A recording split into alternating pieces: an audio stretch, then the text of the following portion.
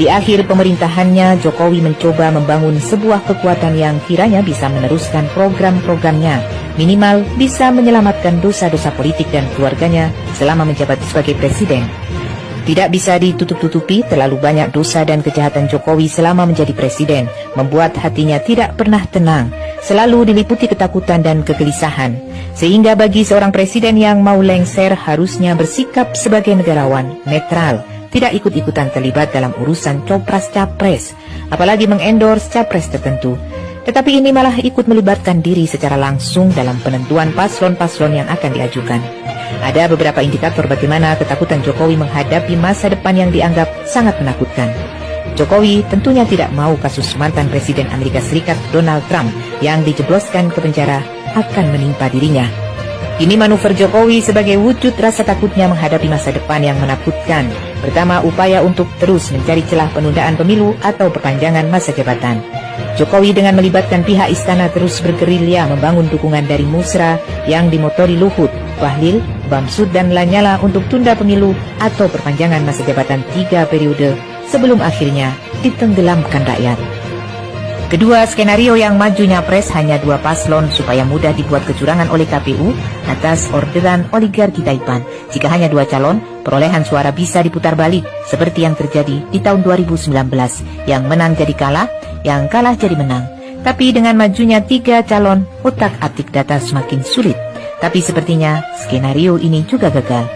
Ketiga, skenario agar semua calon terjadi all Jokowismen. Dari awal Jokowi sangat tidak suka dengan majunya Anies. Karena Anies akan menggagalkan semua mimpi Jokowi, maka Anies harus dijegal untuk tidak maju. Berbagai upaya yang dilakukan Jokowi terhadap KPK, KPU, dan pembegalan Partai Demokrat Muldoko. Tapi sepertinya langkah ini juga akan berantakan karena Anies akan lolos untuk nyapres. Keempat, kasus kilometer 50. Jika Jokowi lengser, hampir dipastikan akan diusut lagi. Selama Jokowi berkuasa, tidak mungkin kasus kilometer 50 bisa diselesaikan secara tuntas, karena akan melibatkan banyak petinggi Polri dan TNI. Mungkin juga termasuk Jokowi sendiri. Kelima, kasus tragedi 21 hingga 22 Mei 2019 yang menewaskan 9 orang tidak bersalah dalam kaitannya dengan pemilu 2019. Dengan kasus tewasnya 894 petugas KPPS yang meninggal misterius diduga melibatkan Tito Karnavian dan Jokowi akan diusut lagi. Keenam, kasus korupsi putra Jokowi Gibran dan Kaisang yang dilaporkan Ubaidillah Badrun ke KPK tapi tidak ditindaklanjuti akan diusut lagi. Ketujuh, kasus mega skandal sebesar 349 triliun di Kemenkeu diduga melibatkan keluarga Jokowi akan terus diusut. Kedelapan, penerbitan Perpu tentang Hari Lahir Pancasila dan Undang-Undang Cipta Kerja diduga karena pesanan dari pihak tertentu akan ditinjau ulang. Kesembilan, kasus ijazah palsu pasti akan terus dipermasalahkan. Kesepuluh, kasus kriminalisasi para ulama, termasuk para ulama yang terbunuh, akan terus diusut. Rasa takut Jokowi yang berlebihan terhadap pencapresan Anies, karena Anies adalah orang yang tidak bisa diajak kompromi dan berkhianat. Ketakutan ini membuat langkah politik Jokowi menjadi blunder, irasional, manipulatif, melawan hukum, dan menghalalkan segala cara.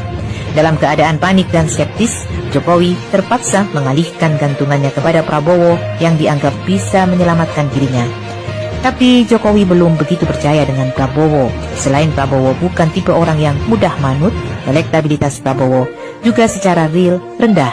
Dalam situasi galau ini, Prabowo coba menempel terus Jokowi agar Jokowi bisa lebih nyaman dan percaya pada dirinya.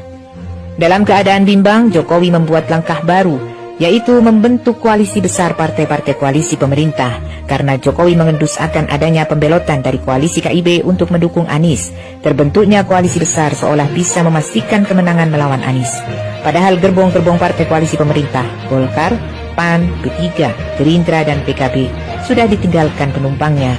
Secara persyaratan ambang batas tentu saja sangat melebihi dari 20%, tapi secara jumlah dukungan anjlok. Jika semua partai koalisi digabung tinggal 15% karena yang 85%-nya sudah mendukung Anies. Sadar akan realita ini, berapapun besarnya partai koalisi pro Jokowi dipastikan akan kalah melawan Anies. Sedangkan untuk melakukan kecurangan jika paslonnya 3 dan selisih suara terlalu jauh, sulit dilakukan kecurangan. Satu-satunya cara untuk bisa memenangkan paslon dukungan Jokowi adalah Anies jangan nyapres. Itulah sebabnya kenapa Jokowi mengambil langkah bodoh dan memalukan dengan menyuruh Ketua KPK Firly Bahuri untuk tetap mentersangkakan Anies dan si Kurawa Muldoko untuk membegal Partai Demokrat.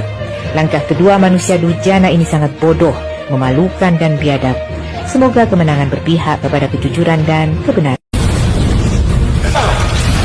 Never expected. And I ended up in here. Who the hell am I? You're the new Triple X. Chopper. Let's crash this party.